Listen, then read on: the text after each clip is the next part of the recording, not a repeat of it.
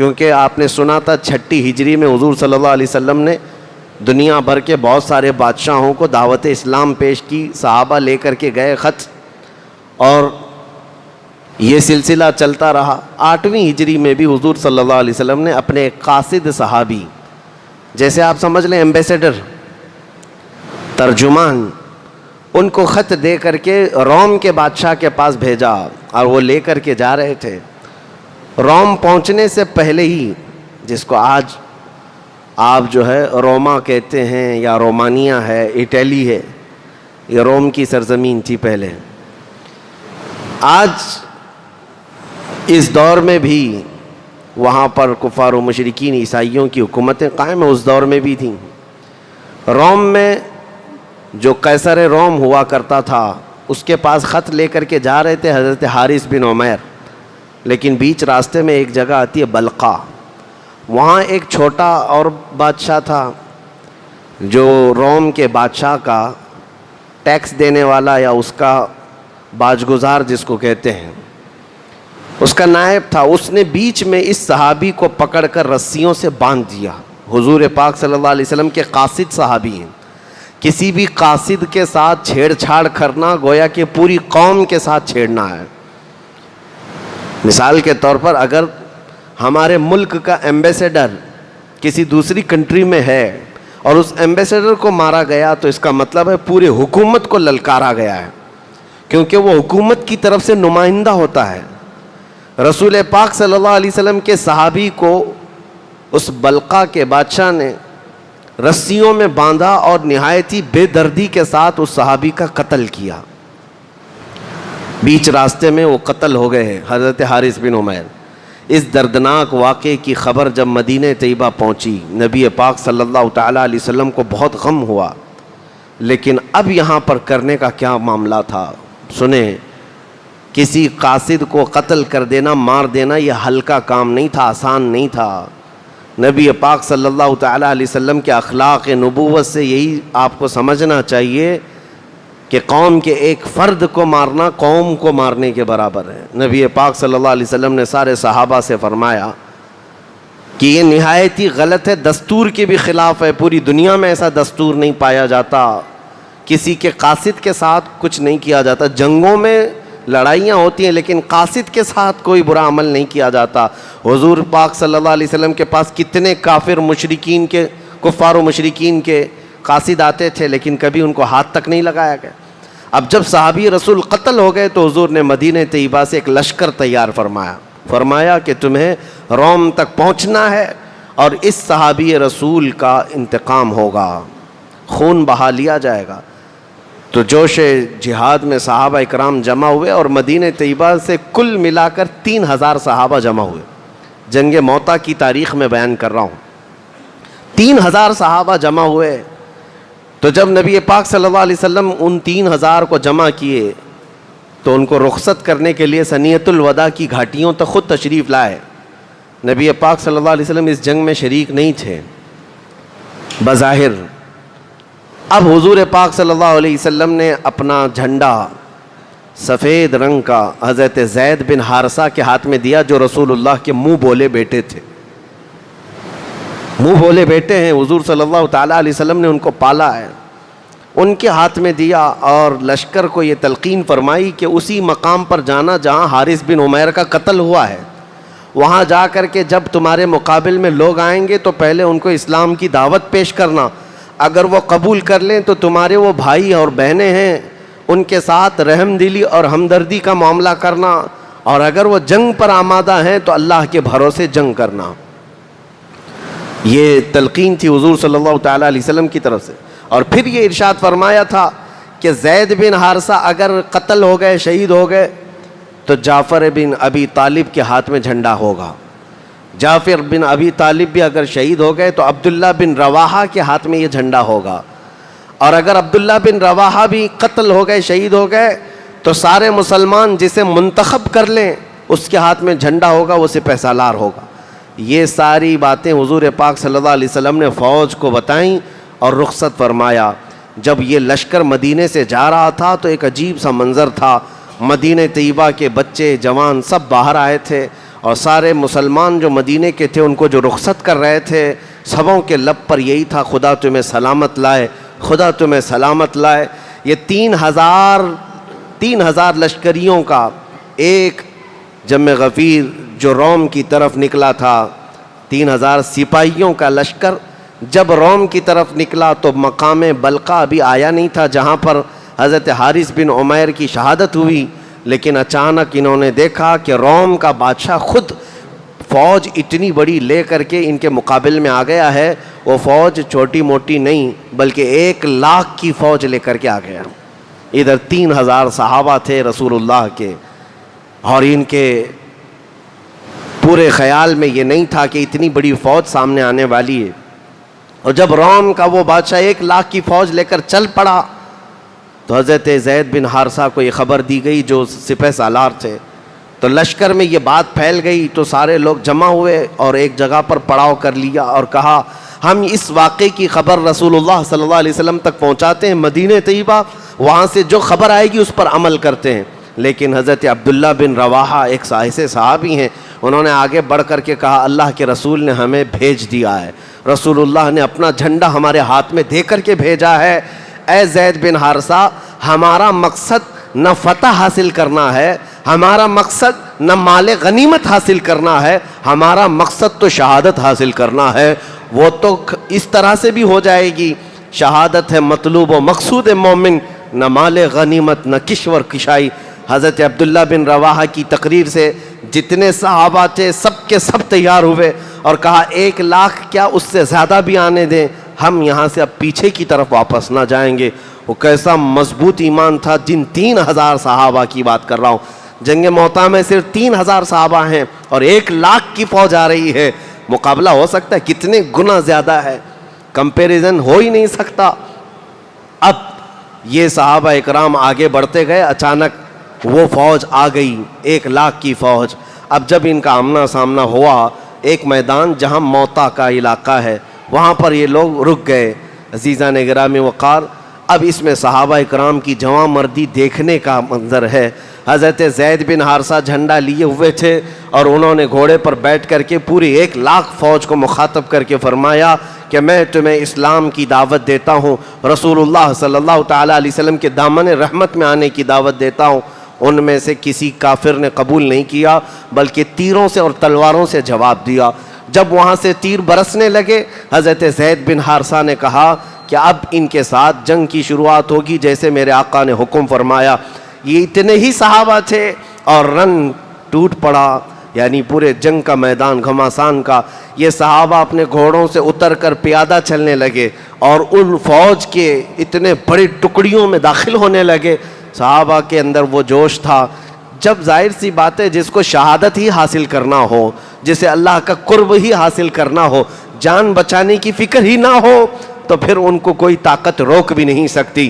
یہ رسول اللہ صلی اللہ علیہ وسلم کے پروانے ایسے ٹوٹ پڑے کہ اس فوج میں پہلے تو ایسی کہ زرق برق وردیاں تھیں، وہ ہتھیاروں سے لیس فوج تھی، روم کی بڑی مضبوط فوج۔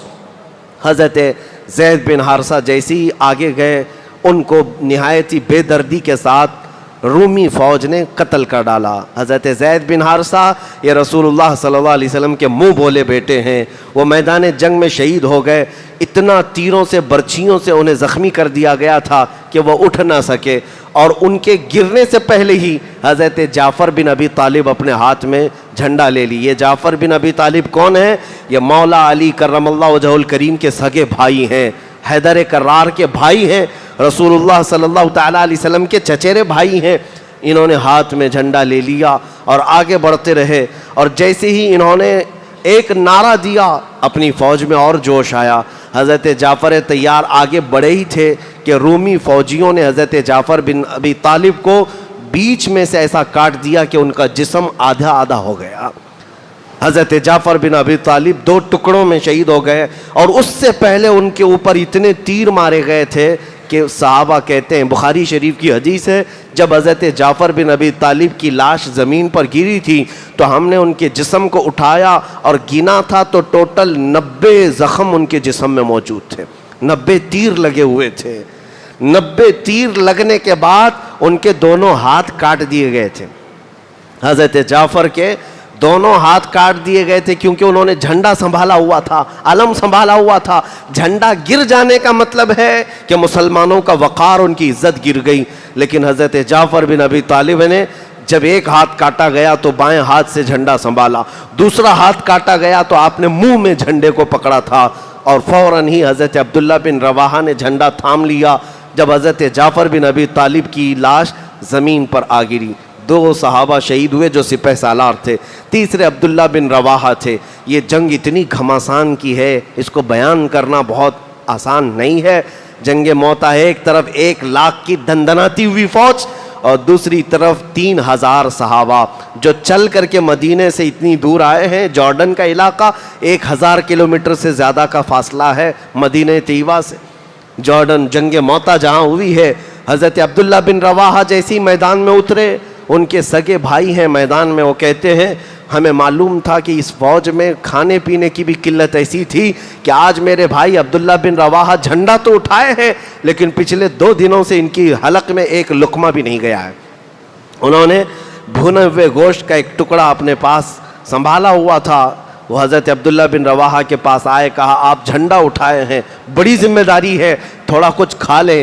حضرت عبداللہ بن رواحہ ابھی کھانے کے لیے منہ میں لگائے تھے کہ تیر اتنے آپ کے اوپر آ گئے کہ آپ کا منہ پورا چھلنی ہو گیا، چہرہ بھی. اٹھ پڑے اور فوج کو لے کر کے آگے نکل پڑے. زیادہ دیر تک آگے نہ جا سکے، حضرت عبداللہ بن رواحہ بھی میدان میں شہید کر دیے گئے. یہ 3 سپہ سالار صحابہ ہیں رسول اللہ کے، اس میدان موتا میں نہایت ہی بے دردی کے ساتھ قتل کیے گئے، شہید کیے گئے ہیں. اب مسلمانوں میں جو بچے ہوئے صحابہ تھے 3000 کی تعداد ہے، ایک عجیب سی کشمکش تھی کہ ہمارا سپہ سالار کون ہے، ہم کس کو جھنڈا دیں گے. یہ پہلا موقع تھا صحابہ اکرام نے آپس میں منتخب کیا اور سبوں کی زبان سے ایک نعرہ تھا کہ آپ جھنڈا اگر کسی کے ہاتھ میں دیں گے تو وہ خالد بن ولید کے ہاتھ میں ہوگا. یہ سیف اللہ المسلول، حضرت خالد بن ولید کے ہاتھ میں جھنڈا آیا. اور اس کے بعد حضرت خالد بن ولید جب میدان میں اترے ہیں، تاریخ میں آج بھی یہ رقم ہے، اس جنگ موتا میں 9 تلواریں آپ کے ہاتھ سے ٹوٹی تھیں. ایک تلوار ٹوٹتی دوسری اٹھاتے. ان کی تلوار کا وزن 35 کلو کا ہوا کرتا تھا، کوئی 40 کلو کا بھالا ہوا کرتا تھا. یہ تلواریں ٹوٹنے کا مطلب ہے کوئی بلہ اور بیٹ نہیں ہے. تلواریں حضرت خالد بن ولید کے ہاتھ سے 9 تلواریں ٹوٹیں. اور عین دوپہر کے وقت حضرت خالد بن ولید، ان کی جو جنگی مہارت تھی، ان کو جو جنگ کے نقشے معلوم تھے، اس اعتبار سے 3000 صحابہ کو ایسے بکھیر دیا کہ 1 لاکھ رومی فوجی میرے آقا صلی اللہ علیہ وسلم کے ان پروانوں کا مقابلہ نہ کر سکے. وہ میدان سے پیچھے ہٹنے لگ گئے.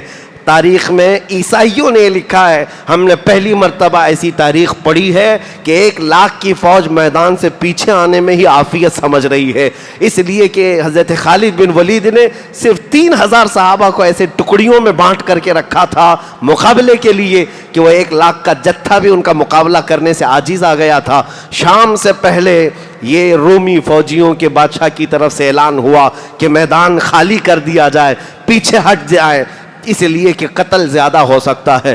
حضرت خالد بن ولید کے ہاتھ میں یہ علم آنے کے بعد جانتے ہیں شام سے پہلے یہ جنگ موتا کو آپ نے فتح کر لیا اور 3000 صحابہ کو صحیح سلامت واپس میدان سے نکال لیا.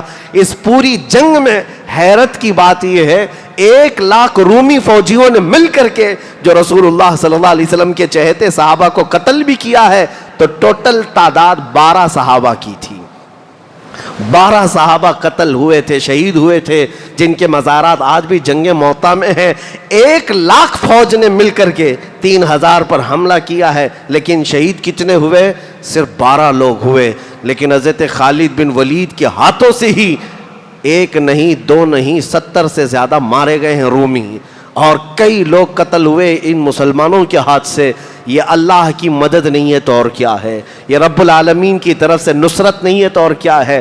یہ جنگ ختم ہونے کے قریب تھی. اب یہاں پر ایک عجیب بات میں آپ کو بتاؤں. جس دن جنگ ہو رہی ہے رسول پاک صلی اللہ تعالیٰ علیہ وسلم مدینہ طیبہ میں موجود ہیں. اس حدیث کو بخاری شریف میں بیان کیا گیا ہے. نبی کریم صلی اللہ تعالیٰ علیہ وسلم مدینہ طیبہ میں صحابہ کے سامنے بیٹھے تھے اور اچانک آپ کی آنکھوں سے آنسو آئے. حضور سے صحابہ نے پوچھا کہ یا رسول اللہ کیا مسئلہ ہے؟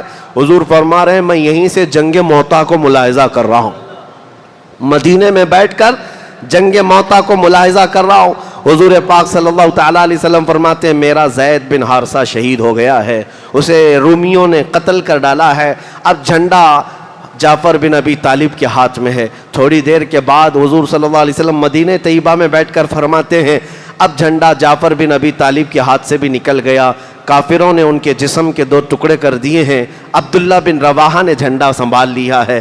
تھوڑی دیر کے بعد رسول کریم صلی اللہ تعالیٰ علیہ وسلم بیان کرتے ہوئے ارشاد فرماتے ہیں عبداللہ بن رواحہ بھی شہید ہو گئے، اب مسلمانوں کو اختیار میں نے دیا تھا صحابہ کو کہ جسے چاہو اپنا امیر منتخب کر لینا، سپہ سالار بنا لینا۔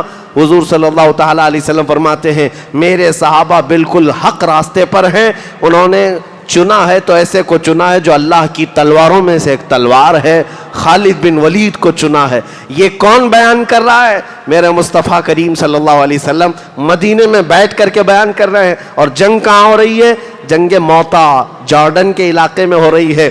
اب نبی پاک صلی اللہ تعالیٰ علیہ وسلم نے تھوڑی دیر کے بعد سارے صحابہ سے فرمایا اٹھ کر کھڑے ہو کر کے مبارک ہو خالد بن ولید نے سارے صحابہ کو وہاں سے صحیح سلامت میدان سے باہر نکال لیا اور رومیوں کو ان کے میدان سے ان کے ملک واپس جانے پر مجبور کر دیا۔ یہ خالد بن ولید رضی اللہ تعالیٰ عنہ کی اسلام میں آنے کے بعد بڑی فتحوں میں سے پہلی فتح تھی، جس دن حضور صلی اللہ علیہ وسلم نے آپ کو سیف اللہ المسلول کہا تھا۔ جانتے ہیں میں یہ بات اس لیے عرض کر رہا ہوں کہ یہی دن تھا حضور صلی اللہ تعالیٰ علیہ وسلم اپنے گھر سے نکلے، جعفر بن ابی طالب کی جو اہلیہ محترمہ زوجہ ہیں حضرت اسماء بنت امیس، وہ حضور صلی اللہ تعالیٰ علیہ وسلم کے یعنی سگے چچیرے بھائی حضرت جعفر کی زوجہ ہیں، ان کے 2 بچے بھی ہیں۔ آپ کی زوجہ حضرت اسماء اپنے بیٹوں کو نہلا دھلا کر کپڑے پہنا کر انہیں تیار کر کے بٹھائی ہوئی تھیں۔ یہ دن تھا حضور صلی اللہ تعالیٰ علیہ وسلم گھر میں داخل ہوئے، حضرت اسماء سے کہا تمہارے دونوں بچوں کو لاؤ۔ دونوں چھوٹے بچے قریب آئے، حضور صلی اللہ تعالیٰ علیہ وسلم نے ان کو سینے سے لگا لیا اور ایسا لپٹ گئے کہ حضور صلی اللہ تعالیٰ علیہ وسلم کے آنسو نکل پڑے اور ان شہزادوں ان بچوں کے اوپر گرنے لگے۔ حضرت اسماء نے پوچھا کہ یا رسول اللہ صلی اللہ علیہ وسلم آج تو میں پورا تیار کر کے رکھی ہوں کہ میرے شوہر آنے والے ہوں گے یا کوئی اچھی خبر ہوگی۔ حضور صلی اللہ تعالیٰ علیہ وسلم نے فرمایا کہ تیرے ان بچوں کا باپ جعفر بن ابی طالب شہید ہو گیا ہے، میدان جنگ میں شہید ہو گیا۔ حضرت اسماء کہتی ہے میری چیخ نکل گئی، میرا گھر بعد میں عورتوں سے بھر گیا۔ رسول کریم صلی اللہ تعالیٰ علیہ وسلم اپنے گھر سے حضرت جعفر کے گھر کھانا بھیجتے رہے۔ عزیزان گرامی وقار، یہ باتیں ہو گئی، مہینہ گزرنے کو آ گیا۔ جنگ موتا کے وہ صحابہ وہاں سے واپس پلٹ کر کے مدینے آ رہے ہیں۔ جب مدینے آئے تو جنگ ختم ہو کر کے تقریباً مہینہ گزرنے کو تھا۔ وہ سارے صحابہ کی جماعت جب مدینہ طیبہ آئی، حضور صلی اللہ تعالیٰ علیہ وسلم کو خبر ملی تو پورے مدینے والے رسول اللہ صلی اللہ علیہ وسلم کے ساتھ چل پڑے۔ اس میں بچے بھی تھے، جوان بھی تھے۔ حضرت خالد بن ولید اور بچی ہوئی فوج کا استقبال کرنے کے لیے جب سارے صحابہ مدینے سے باہر آئے، ان صحابہ کا شاندار استقبال کیا گیا، مدینے میں لایا گیا۔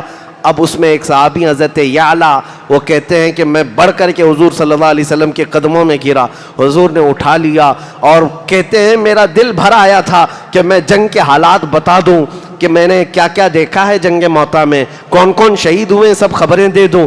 رسول کریم صلی اللہ علیہ وسلم نے بازوؤں سے پکڑ کر اٹھایا اور فرمایا یعلا تم بیان کرو گے جنگ موتا کو یا مجھ سے سنو گے؟ حضرت یعلا کہتے ہیں یا رسول اللہ صلی اللہ علیہ وسلم یہ ادنا غلام آپ سے ہی جنگ موتا کی خبر سننا چاہتا ہے۔ حضور صلی اللہ تعالیٰ علیہ وسلم نے پھر شروع سے لے کر اخیر تک جنگ موتا کا جو حال تھا دوبارہ ان فوجیوں کے سامنے بیان کیا۔ وہ ایک لخت چیخ کر کہنے لگے قسم اس رب ذوالجلال کی جس نے حق کے ساتھ آپ کو رسول بنا کر بھیجا ہے۔ عزیزان گرامی وقار، یہ عقیدہ صرف بریلویوں کا نہیں ہے، یہ عقیدہ تو صحابہ کرام کا بھی تھا کہ اگر میدان جنگ میں ہم تلوار اٹھائے ہوں، رسول اللہ مدینے میں بیٹھ کر کے بھی اس کا مشاہدہ کر رہے ہیں۔ اسی لیے ہم یہ کہتے ہیں ہم یہاں سے پکارے وہ وہاں سے سنے، مصطفیٰ کی سماعت پہ لاکھوں سلام۔ حضور پاک صلی اللہ تعالیٰ علیہ وسلم کی نظروں سے چھپاؤ کوئی، اور کوئی غیب کیا تم سے نہاں ہو بھلا، جب نہ خدا ہی چھپا تم پہ کروڑوں درود۔ نبی کریم صلی اللہ تعالیٰ علیہ وسلم جنگ موتا کی خبریں دیتے رہے۔ اس پوری جنگ کو میں نے جو بیان کیا، حضرت خالد بن ولید رضی اللہ تعالیٰ عنہ کی سپہ سالاری میں فتح کے ساتھ واپس لوٹایا گیا۔ دو اہم باتیں، وقت کی بڑی قلت ہے ورنہ آج کے دن ہمیں فتح مکہ کو بھی بیان کرنا تھا، کیونکہ 8ویں ہجری وہ ہے جس میں فتح مکہ کا عظیم دن آیا ہے۔